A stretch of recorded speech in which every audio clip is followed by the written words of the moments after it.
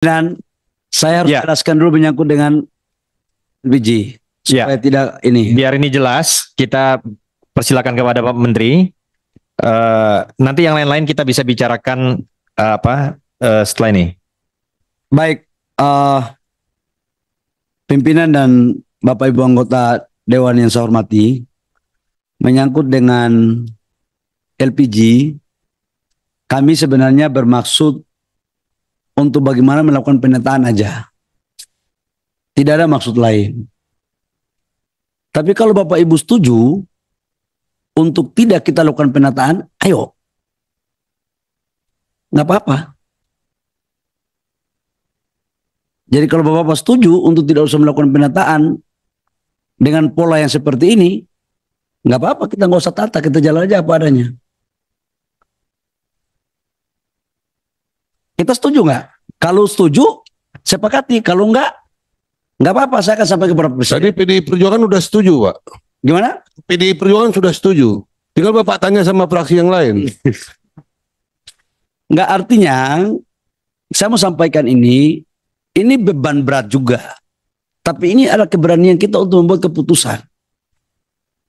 Tidak ada barang atau sesuatu yang kita memperbaiki yang tidak seharusnya itu mulus. Pasti ada dinamika.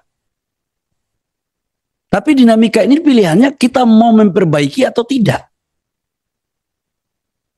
Risikonya ada.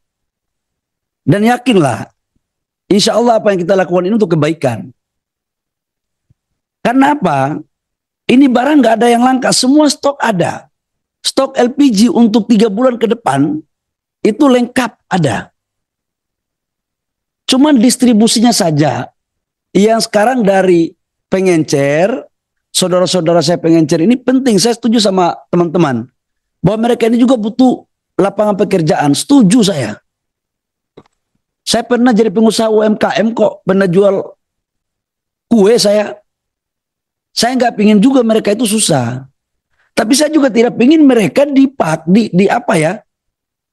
Ya kira-kira ada unsur-unsur lain lah. Akibat mungkin juga mohon maaf mereka tidak teliti. Bapak Ibu kan sudah tahu bahwa terjadi oplosan banyak-banyak. Ini kalau kita biarkan uang 87 triliun ini nyampe. Itu aja kalau saya. Itu satu. Karena itu saya sangat mengapresiasi, berterima kasih untuk kita atas pandangan Bapak Ibu semua terhadap LPG ini kita lakukan penataan. Namun, saya juga udah ngomong sama Pertamina. Kami akui kok bahwa ada juga laporan yang masuk ke saya bahwa ada dan lain-lainnya itu. Syarat-syarat dan lain-lainnya berupa UPT. Ada itu. Dan saya udah bilang sama Pak Dirut Pertamina, yang kayak begini nggak perlu kita pelihara dan harus kita selesaiin. Itu saya jujur aja. Saya juga dapat laporan teman-teman pengusaha saya kan banyak. Tapi udah itu masa lalu. Kita mau menatap masa depan. Nah terkait dengan ini, menyangkut dengan pengencer, kita naikkan statusnya menjadi sub pangkalan dengan syarat yang minimal mungkin, tetapi kalau wilayah yang bisa masuk teknologi kita pakai standar pelayanannya seperti di pangkalan. Tujuannya apa? Supaya kita tahu dijual ke siapa dan harganya. Karena di pengencer itu kan harganya tidak bisa kita kontrol. Inilah kemudian dua soal ini yang menjadi bagian yang kita selesaiin. Jadi Bapak Ibu semua, saya nanti rapat dengan Pertamina habis ini, langsung kita maraton. Kalau memang pengencer-pengencer yang sekarang udah bagus-bagus, udah kita kasih dulu izin sementara untuk naikkan dia sebagai sub pangkalan tanpa biaya. Nggak usah ada biaya-biaya. Sedikit Pak Menteri, tapi perlu mereka oleh tim Pertamina mengirimkan tim mentraining mereka menggunakan digital. Pak Ramson. Ya. Pak Ramson, Biarkan diselesaikan oleh Pak sudah Menteri. pasti seperti itu. Itu pasti. Setiap kebijakan itu pasti ada acuan, panduannya yang akan kita kasih. Dan syaratnya pun tidak seberat Pangkalan. Itu. Supaya apa? Ini enak semua. Saudara-saudara kita yang selama pengencer bisa mendapatkan jalannya, tetapi juga pemerintah dan Pertamina bisa mengendalikan LPG 3 kilo ini. Terus menyangkut tadi dengan LPG ada warna apa? Pink. Saya tadi tanya Pertamina, nanti Pertamina jawab ya. Pertamina, saya kasih waktu 2 menit untuk menjelaskan pink itu. Silakan. Saya izin pimpinan ya, biar tidak ada multi interpretasi, dan ini biar kita dengar langsung dari Pertamina. Silakan Pertamina.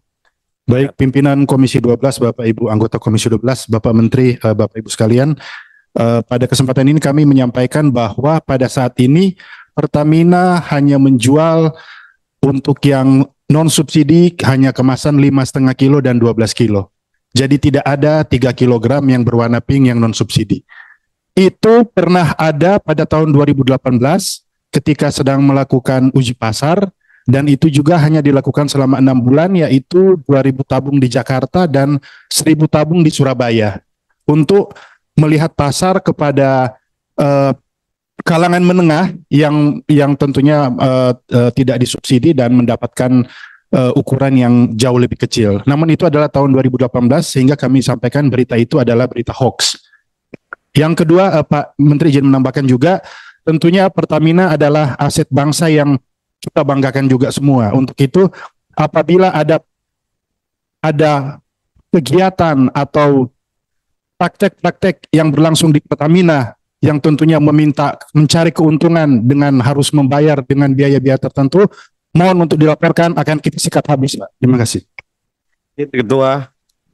Ya, izin Ketua. Ya, silakan. Jadi ini terjadi subordinasi antara Kementerian SDM kan. Jadi saya pikir setiap Kementerian SDM juga harus dalam mengeluarkan kebijakan berkoordinasi juga dong dengan eksekutornya, yaitu Pertamina. Pertamina kan penugasan. Ini anggaran subsidi ini melekat di SDM. Jadi ada hal-hal semacam ini. Jadi kasihan juga ntar Pertaminanya yang salah. Seolah-olah Pertamina yang merusak rantai pasok terhadap masyarakat. Jadi ini tolong Pak Menteri, bukan karena Pak Simon separtai dengan saya, tapi saya harus bela juga. Jangan juga kebijakan Menteri SDM tanpa koordinasi diberitahukan, sama kayak tadi kan. Ternyata Pertamina membantah kan. Terkait juga pengecer juga. Yang digebukin Pertamina kan. Di lapangan seolah-olah Pertamina yang salah kan, ketika ada kelangkaan, padahal ininya LPG-nya ada gitu loh. Jadi saya pikir ke depan ini Dirjen Migas baru, tolonglah regulator dan eksekutor itu saling berkoordinasi gitu loh. Jangan jalan masing-masing. Itulah butuhnya kita koordinasi antar sesama itu. Pimpinan, saya boleh lanjutkan dulu pimpinan? Ya, silakan Pak. Baik, itu sekedar penjelasan tambahan. Kami dengan Pertamina selalu koordinasi, nggak ada yang tidak dikoordinasikan. Semuanya berjalan baik, bahkan saya sama Pak Simon ini hampir tiap hari kita ngobrol. Pak Rifa itu dengan dirjen saya ngobrol terus, sampai saya mau kesini aja masih telepon Pak Rifa. Jadi Pak Bambang, insya Allah semua ini dalam kerangka yang baik. Sebenarnya di antara kami koordinasinya bagus. Contoh menyangkut dengan 3 kilogram.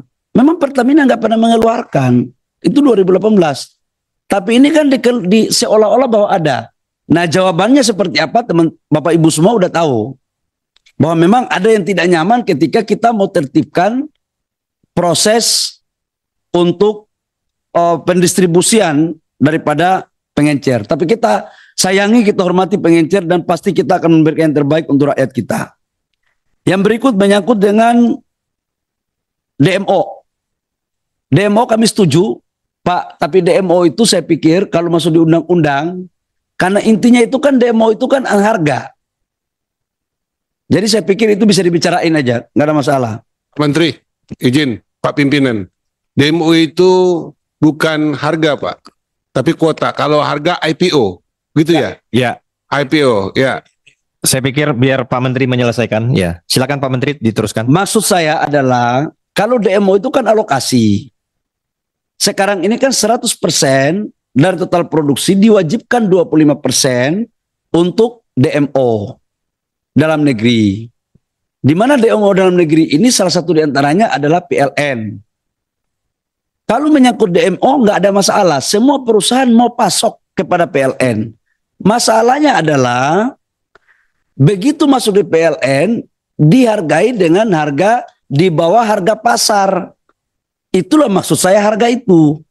Makanya dibutuhkan satu lembaga mediasi untuk menghimpun antara dana ekspor selisih dengan yang memasuk DMO agar harganya bisa seimbang. Itu Pak. Kami sudah pikirkan Pak. Itu. Interupsi sedikit Pak. Pak Menteri, DMO dan DPO itu kita putuskan di sini tahun 2018 dengan pemerintah. Domestic Market Obligation dan Domestic Price Obligation untuk memprotek PLN $70. Kalau nggak diprotek udah bangkrut mereka Pak, waktu harga $250. Jadi itu sangat bagus untuk terus di-maintain kebijakan itu Pak. Makasih. Justru saya melindungi PLN, maka sekalipun pengusaha batubara meminta naik harga, kami belum naikkan pada. Kalau enggak, PLN ini lewat ini. Kami berkomitmen Pak untuk menjaga semua BUMN agar tetap survive. Izin Pak Menteri, jadi kami sebenarnya agak sepakat lah dengan usulan dimasukkan di Undang-Undang Minerba terkait DMO itu kan. Kalau kita tarik lagi ke pasal 33 kan jelas tanah, air dan seisinya itu dikuasai negara dan dipergunakan semaksimalnya untuk hidup hajat orang banyak. PLN itu salah satu badan usaha yang dimandatkan oleh negara untuk memberikan satu fasilitas atau kebutuhan dasar yaitu listrik. Jadi saya pikir kalau kami berpikir DMO sangat pantas dimasukkan, tidak minimal ya kepada para pengusaha-pengusaha ini berkorbanlah kepada rakyat lain lah kan, kepada bangsa ini kan. Jangan hanya mau untung aja. Jadi yang jadi sapi perah BUMN lain. Oke, hanya BPTBA. PTBA mensuplai itu hampir 60% kebutuhan ini PLN. Jadi kalau mau fair kayak Adaro, KPC semua itu harus kena. Jadi kewajiban mereka adalah tugasnya untuk memenuhi kebutuhan mereka dulu, negara dulu yang diutamakan. Jangan mereka jualan karena itu ada selisih, Pak.